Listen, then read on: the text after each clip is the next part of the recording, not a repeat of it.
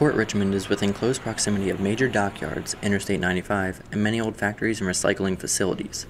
These are all needed in a city, but leave residents to face unwanted problems. My daughter, who is 7 years old, we're just new residents, about 5 months now. Since the start of school, she's had an upper respiratory problem where she has missed approximately 12 days already.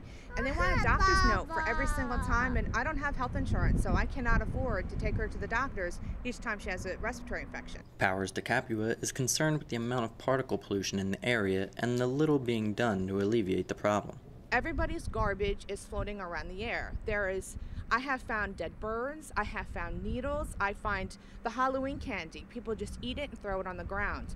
Anything that they have, there's no garbage required anywhere, not even on the corner stores. I don't understand why something simple as holding your garbage till you get home or to your vehicle, or even, having a garbage can would help. National studies from the Asthma and Allergy Foundation of America have found Philadelphia to be the third worst place to live in for asthma sufferers in 2006, and the 8th city most affected by asthma in 2010. It is reported that 20 million children and adults live with asthma in the United States. Katie Edwards, the Port Richmond asthma expert at the Philadelphia branch of Clean Air Organization, explains some causes of the problem. So because of the major transportation-related industries in the neighborhood, there's more mobile source pollution, which much of the pollution coming from the diesel vehicles, from the ships, have an enormous amount of particulate matter, which is just kind of the soot, which is one of the major asthma triggers.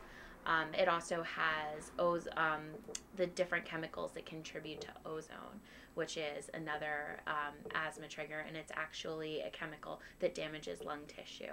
So you have all this pollutants in the area because of its proximity to all the transportation and freight industry. To make matters worse, the closest hospital, Temple University's Northeastern Hospital, has closed emergency treatment and is now a ready care facility meant to deal with minor injuries and illnesses without an appointment. With the closest hospital a long drive from home, Katie has some advice to avoid letting asthma progress to emergency attacks. Each person with asthma should be visiting their doctor on a regular basis so they can have the preventive care. Each asthmatic should be given an asthma action plan where they can follow which preventive medicines they have to take so that they don't reach that critical stage where they're going to the emergency room. They should be doing things like going through their home and making sure that they're eliminating triggers in their home. Officials from both the Environmental Protection Agency and the Pennsylvania Department of Environmental Protection were unavailable for comment. In Port Richmond, for Temple News, I'm Josh McAdams.